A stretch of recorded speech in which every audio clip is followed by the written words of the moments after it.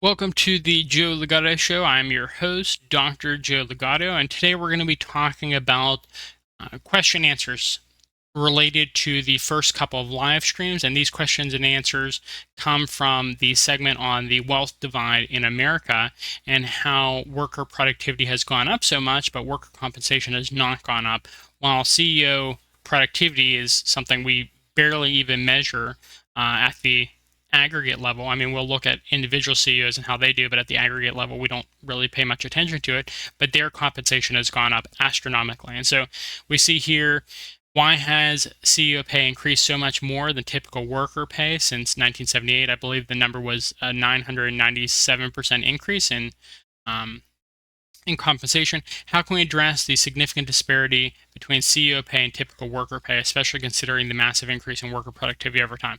Well, I believe what happened was a few different things, and I have to be careful about how I talk about some of these. But one is the oligarchy, capitalism, benefited heavily from women entering the workforce in the 60s and 70s, with feminism winning the day about women becoming a larger portion of the workforce. And what that means is, if you have half the population working and competing for jobs, and there's a certain finite amount of jobs based off of the resources and the people willing to create jobs, et cetera, et cetera. But if you have a finite amount of jobs, and then suddenly you double the amount of people competing for those jobs, because I think we would all agree that men and women are equally intelligent, equally capable of competing for jobs.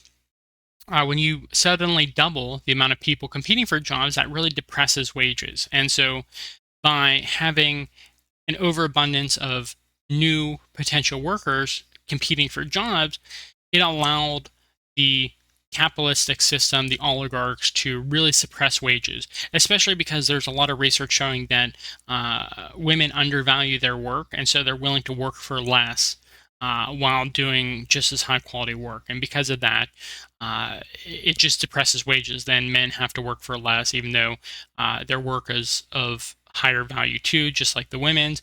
And so this essentially doubling of the people competing for jobs really led to a lessening of the potential for people to negotiate pay, because there were just so many alternatives, so many substitutes for them if they weren't willing to work the job at a certain rate. And so, how can we address this difference? Well, for the longest time, CEOs have gotten the most benefit, but they've also had to take on the most risk as leaders. I believe I heard about this on Simon Sinek YouTube show, and it makes complete sense, and all the research I've done has supported this. But at one point in time, sometime in the last century, leaders have taken on all the benefit but pushed off all the risk, all the consequences of their actions onto their workers. And that's been a huge matter of concern, because the entire point, the entire reason you get all those benefits is because of the fact that you're also taking on the risk. It's kind of like the buck stops with you, that leaders ultimately responsible for what's going on in the workforce. But we're not seeing that anymore. I've seen that in my personal work life, that a lot of leaders are just not willing to take responsibility for their actions. They pass it on to their workers, even if the ultimate responsibility for things is a matter of the leader. And so here we're seeing that the CEOs are willing to take on all those benefits, willing to take on increased pay, and because they have ultimate authority over pay for the organization as a whole, they're completely in control of the organization. I mean, you have things like a board of directors, but typically the person who's CEO is good friends with the board of directors. So there's what one wants to do, the other will also do as well.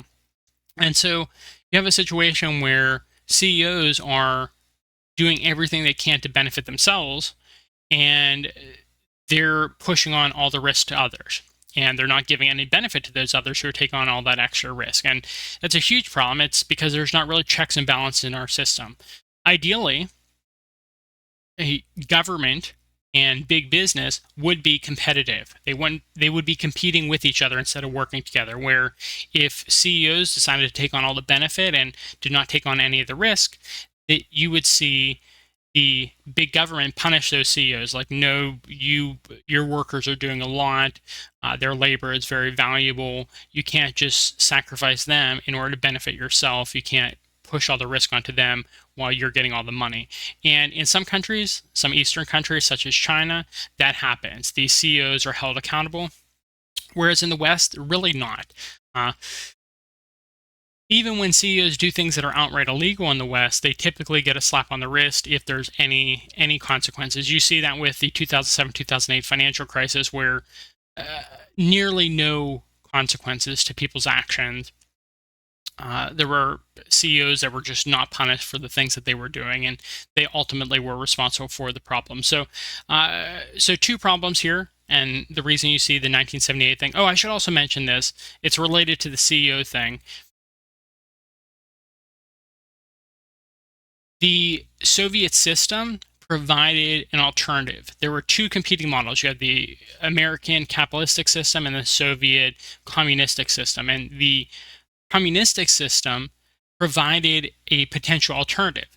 And so for the longest time, while the Soviet system seemed like a potential competitor, CEOs and their collaborators in the Western governments had to be cautious that they didn't push the workers too far, because the workers could also start just believing in another system aside from capitalism.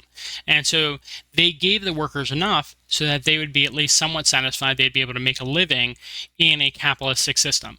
But with the collapse of the Soviet Union, you really saw a decoupling between worker productivity and worker compensation. And even in the 80s and to a certain extent the 70s, you also saw that where the Soviet system was in clear decline. It was just not able to keep up with the Western system. And because of that, the capitalistic forces in society were more willing to take advantage of people within those societies. And so, a few reasons.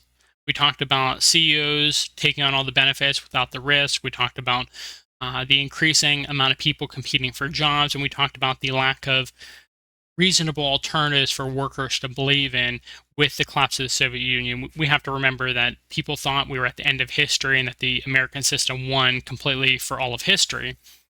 And so those three things, and I guess related to the women entering the workforce en masse, and I'm not saying that was a bad thing, I'm just saying it doubled the workforce, but you can see the same thing with immigration. It's completely disingenuous if you hear anyone saying that more people competing for jobs doesn't lower wages.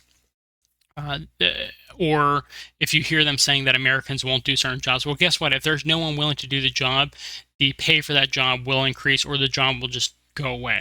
And so, uh, the fact that there's massive immigration, I'm not against it. I think a lot of the immigration that occurs in America, uh, Roman Catholics, great peaceful people, a lot of them from Latin American countries, wonderful. But to say that it's not benefiting the capitalistic class is disingenuous. It is absolutely benefiting capitalists, because just like women entering the workforce, it depresses wages by having more people competing for a finite amount of jobs. And so I hope that answered the questions. Why has CEO pay increased so much more than typical worker pay since 1978?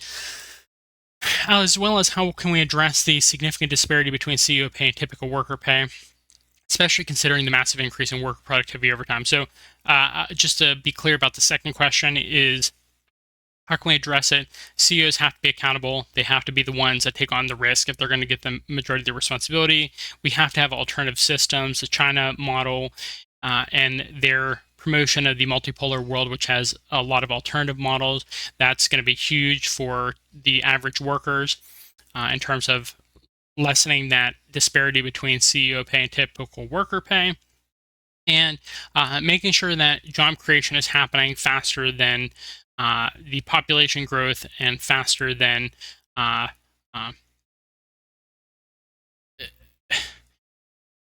making sure that there's enough jobs and there's not too many people competing for specific jobs will actually help a lot with increasing typical worker pay. And so we have to figure out how are we going to do that job creation. Something to think about here, and that's why I paused for a second, but I was thinking about AI and how many jobs that AI is taking away.